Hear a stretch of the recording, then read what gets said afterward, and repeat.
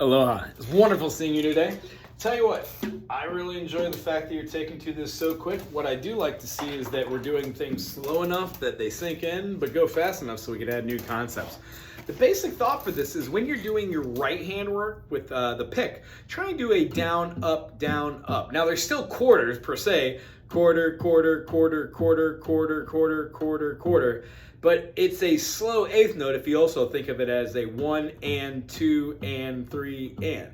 If I was just playing quarters, it would be 1, 2, 3, 4. So double that. Eighth notes. Cool. So when we try these, try and get that first finger on here, not so much flat, but a little bit pointy. We're going to get our first fret, second fret, third fret, and fourth fret. When we're doing this, work ourselves all the way up the fretboard. I see that you're getting very used to doing this, but what I want to make sure is that we're able to go down. So what we're going to try and do this week is try and do the spider exercises downward without taking our fingers so far off of the fretboard while keeping a down, up, down, up, down, up, down, up, down, up, down, up, down, up, down, up, down, up, la, la, la, la, la, la, la. I don't know, 5-10 minutes every day. That'll get you really, really super. You should feel pain at the end of the session. Not pain, but like when you build muscle, you're basically breaking muscle. So you break a muscle and then it builds back stronger. Same thing with your fingies. So when we're doing this, we're just gonna be opening ourselves up to being able to move our fingers in different locations. Since you know that chords are made out of triads, 1, 3, and 5, and then a minor is a 1 flat 3 and a 5, we have two chords, the E major from last week, first finger, first fret on the G string, the fourth string, and then put it on the first fret for that G sharp, because you're sharpening the G string. And then our second finger is gonna go on the A string, the fifth string. It's the second thickest on the guitar, and it's the second from your nose. And then right above that on the D string, the third thickest from your string, the fourth is going to be right there. So when we go to this G string, the third string, which I aforementioned at the fourth, it is not the fourth, it's the third string. We're going to have a G sharp on the third string. We're going to have our third finger, the ring finger, on the second fret on the D string, the fourth string, and then on the A string at the second fret to give us a B note, an E note, and a G sharp. Combination with the low E and this octave, and those two, and then this open B, which is the same as this one down here, and then the high E, we've got 3 notes, a 1, 3, and a 5. Yeah? When we take our first finger off, gives us a minor. So when we do that with the A minor right above it by taking our whole pattern moving up, we've got a C note, we've got an E note, and an A note. And an A, C, E is a 1, 1, 3, 5, 1, 3, 5, 1, 3, 5, 1, 3,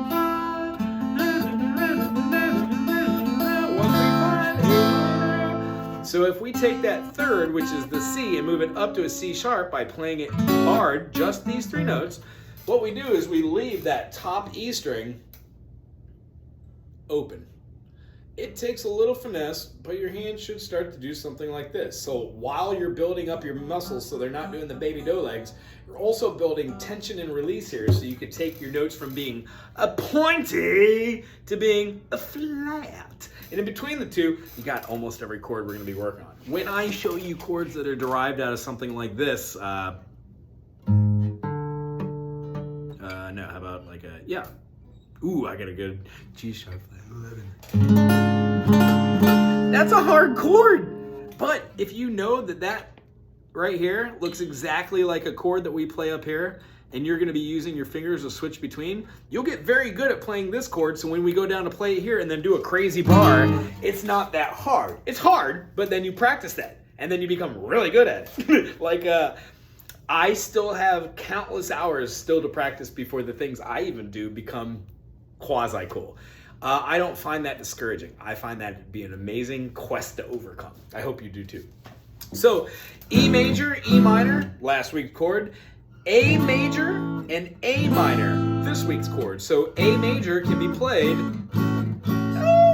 not so much with the pinky, but with those other 3 fingers, absolutely, because we're going to scoot it up and make bar chords and change the frequency of that chord, thusly moving it from the nut all the way up here to the saddle or the bridge, because the closer we get to the 12th fret where the octave is, the notes start over. So when we play an E right here or an A right here, we can do both of those.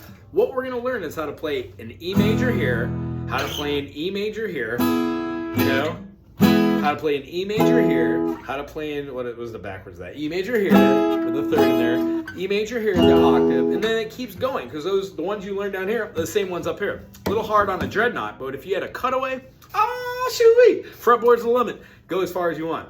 What I wanted to show you is because we're learning E major and you know E minor, they just fluctuate. Major shape, scoot up a whole step, minor shape, scoot up a whole step, minor shape, scoot up a half step, major shape, scoot up a whole step, major shape, scoot up a whole step, minor shape, scoot up a whole step, and then we're going to be playing a, it's almost like that. We're basically going to be taking,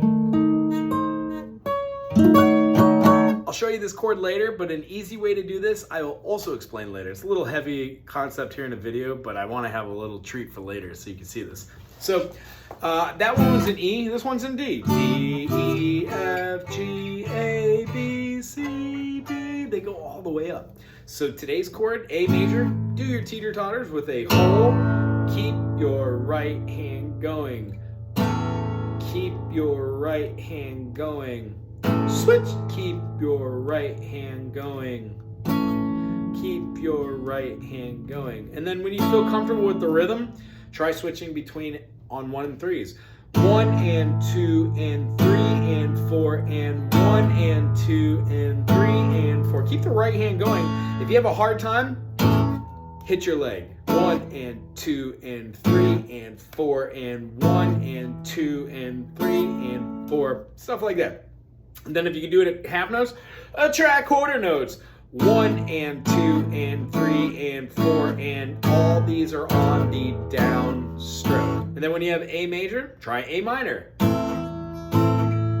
This one's a little harder because you're going to be switching in between those fingers, but the slower you go, the easier it is later. So if you have 1 and 2 and 3 and 4 and switch to keep the right hand going in, and 2 and 3 and 4 and switch 2 and 3 and 4 and switch. So if you're switching right after on the 1 and, play the 1, switch on the and, you'll be golden. It just gets faster from there. If you practice the practicing, this will come together. I want to just show you what a C major scale is. I just don't want you to have to use the wrong fingers. The C major scale has no sharps, no flats. So when I put my third finger on the 3rd fret of the 5th string, the A string, I get a C note. When I play the next string open, I get a D note. When I put my 2nd finger on the 2nd fret, because it feels good, I get an E note. I'm going to go a half step and put my 3rd finger on the 3rd fret on that D string, the 4th string, and I get an F note. So thus far, I've got a C, open D, E, F, open G right above it, A at the 2nd fret, open B, and then 1st finger goes down on the 1st fret for a C. Don't be overwhelmed. 1, 2, 3, 4, 5, 6, 7, 1. C, D, E, F, G, A, B, C. C major, D minor, E minor, F major, G major, A major, where is it? There it is. No, A minor, A minor. B diminished, where is it? And then it resolves back to the C. C major, D minor, E minor, F major, G major, A minor, B diminished, C. Major, minor, minor, major, major, minor, diminished. The 1 is major, the 2 and the 3 are minor, the 4 and the 5 are major, the 6th is minor, and the 7th is special. It's a diminished, and we'll talk about that next week as well. So what we do is we take all these chords. Next week, you will learn 3 more chords, and between those 3 chords and the 2 or 3 or 4 you know right now, you will have the ability to play every single song that is out there on the internet. Within reason, you know, there's some things out there a little bit harder and crazy. However, I have faith in you. I would love to see you here next week being able to exhibit 1, 2, 3, 4, 1, 2, 3, 4, E, 1, 2, 3, 4, E. Heck, even an E minor with these. And then an A minor maybe. Then switch your fingerings. Notice how I'm keeping all of my fingers kind of moving, and then the right hand is definitely still moving with the rhythm. I'm touching my leg. And then A major. Try with your first finger. Remember, when you bar these three, you're going to leave this top E open.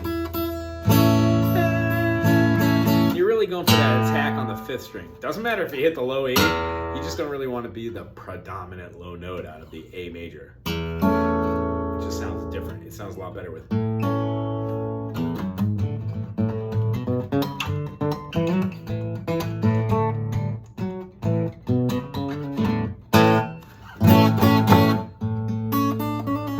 So yeah, this is your A major.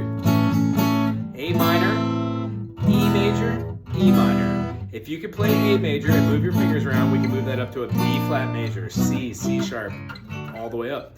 If you can play an E major or an E minor, we can play that with different fingerings, and then move that all the way up by performing a function called a bar chord, B-A-R-R-E.